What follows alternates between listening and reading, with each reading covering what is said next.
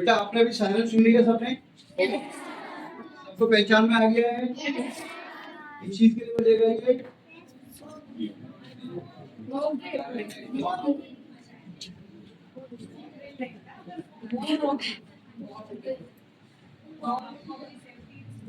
ये बेटा mock drill को एक हमारा नाम, हमने इस प्रोजेक्ट को एक नाम दिया है। मॉक ड्रिल का मतलब होता है उसका ट्रायल करना किसी चीज के लिए, किसी चीज की तैयारी को हम क्या बोलेंगे, मॉक ड्रिल बोलेंगे। खास तौर से जब युद्ध स्तर पे हो रही हो चीजें, आपको जो सुनाया गया वो सायरन है युद्ध का।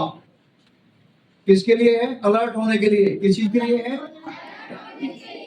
और ये दिन में या रात में कभी भी हो सकता है। आपको समझ में आ रही है? हो सकता है। कब होता है ये? जब दो देशों के बीच में युद्ध शुरू हो जाता है। कब होता है? तो उस समय यदि इस तरह का सायरन सुनेंगे तो क्या करेंगे आप लोग? किस तरह से करेंगे सेफ्टी? हाँ, कहाँ पे छुपना है? उसके अलावा बेटा टेबलिंग थोड़ी ना रहेगी। किचन के अंदर स्लैब्स होती हैं आपके पास में, ठीक है? ऐसी जगह नहीं छुपना जहाँ ऑक्सीजन ना हो। कैसी जगह नहीं छुपना? जहां पर आप छुप रहे हो वहां पर ये देखें, पहले चेक करें कि ऑक्सीजन का लेवल ठीक है। लेकिन इतना टाइम ना लगे कि लेवल को चेक करने में लगे रहे आप लोग। सीधी सी बात है, कहीं घुटन वाली जगह पे आप नहीं छुपेंगे, ठीक है ना? तो आपको पता लगा? क्या पता लगा? किसने बजा था सायरन? इसको हम क्या बोलते हैं? Red siren. क्या बोलते हैं?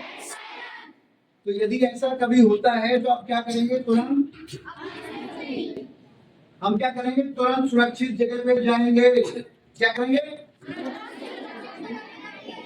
और उसमें हम छुपने की कोशिश करेंगे।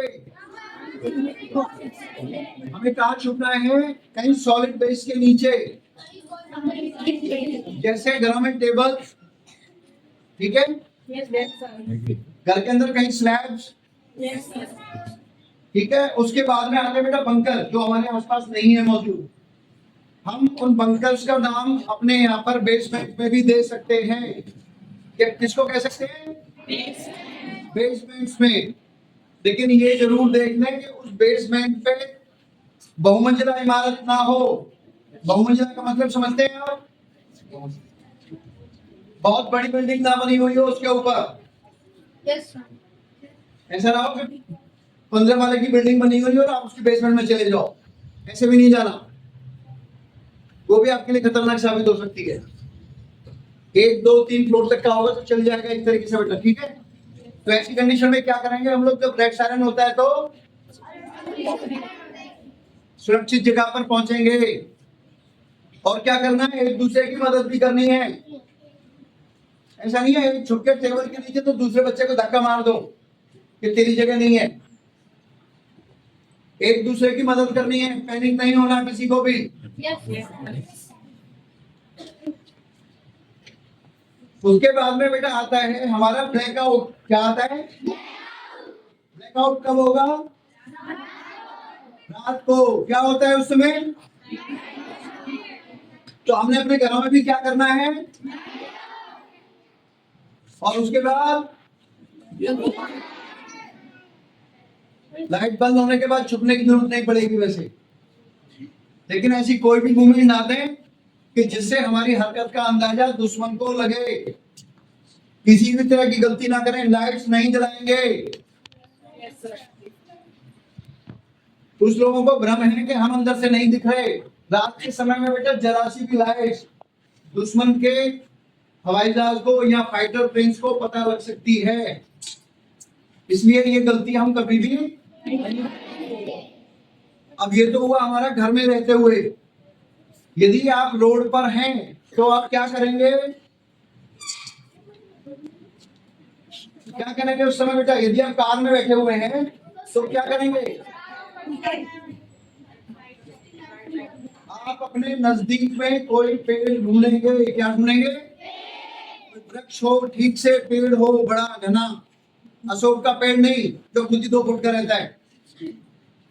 किसी बड़े पेड़ के नीचे ले जाकर अपना व्हीकल ऑफ कर देंगे। ऑफ का मतलब लाइट्स आपके ऑफ होनी चाहिए। रोड के साइड में, ऐसा नहीं कि रोड के बीचों बीच खड़े हो जाओ कि सायरन बज गया और खड़े हो जाओ वहीं पे, ये सब नहीं करना। क्या करेंगे, रोड पे चलते समय यदि आप घूमे, जो भी व्हीकल आपके आसपास है या अपने पास में है, तो आप क्या करेंगे, सबसे पहले उसकी लाइट, उसके बाद सुरक्षित स्थान देखेंगे।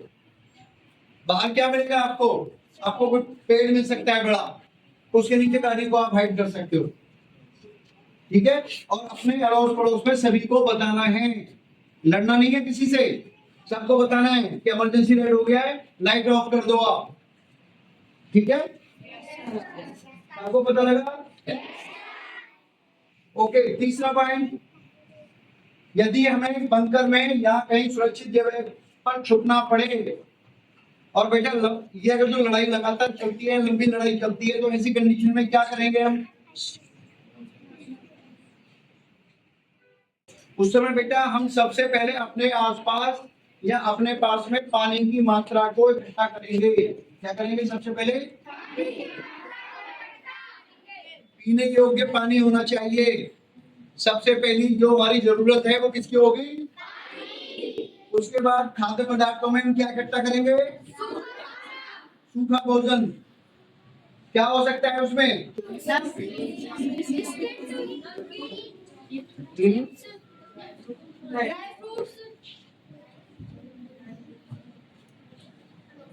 Very good.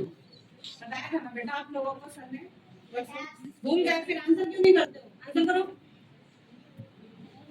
तो हम लोग सूखा भोजन क्या करेंगे? सूखे भोजन में क्या क्या है?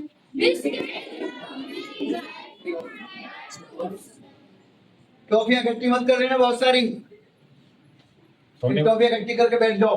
बिस्किट्स, कुरकुरे, ये भी जा सकते हैं उस समय बेटा, ठीक है ना।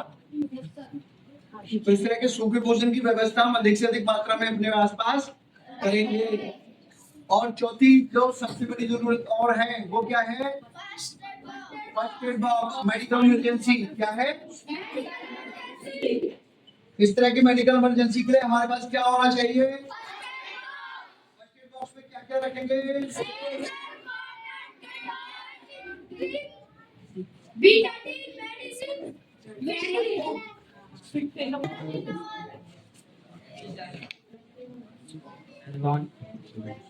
हम रखेंगे एंटीसेप्टिक क्रीम्स। क्या है? जो किस पे काम आएगी? घाव पर लगाने के लिए। और क्या रखेंगे? डिटॉल। किस काम आएगा वो? घाव को साफ करने के लिए।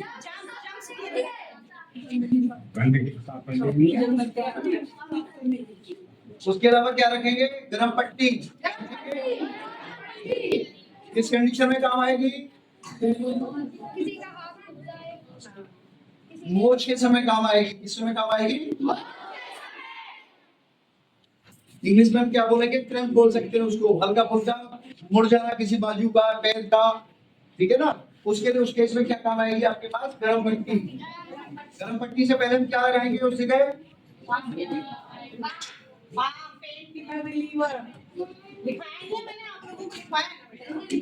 आइडेक्स आती है, बोलने में बड़ा सीधा सा साधन है।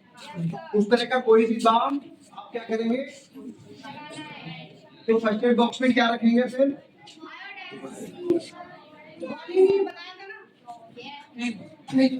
और उसके अलावा क्या रखेंगे? Pain killers. क्या रखेंगे? पेन किलर्स किस काम में आते हैं?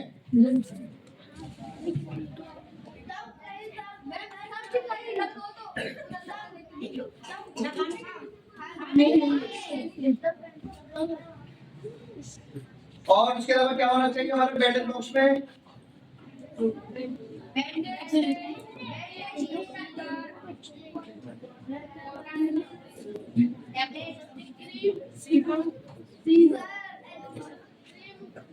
किस किसने बनाया है? मंडे तक सभी बच्चों के पास में फर्स्ट एड बॉक्स होना चाहिए। नहीं तो 100 रुपये फाइन लगेगा। ठीक है। और जिस बच्चे का अच्छा वेंडेड बॉक्स बनेगा उसको इनाम दिया जाएगा। फर्स्ट, सेकंड, थर्ड, 3 इनाम हो गए आप सभी लोगों के लिए। अभी हम थोड़ी देर के लिए बेटा ब्लैकआउट की प्रैक्टिस करेंगे। किसकी करेंगे? और थोड़ी देर कोई शोर नहीं आना चाहिए, मैं खुद चेक करूंगा आकर के। ठीक है।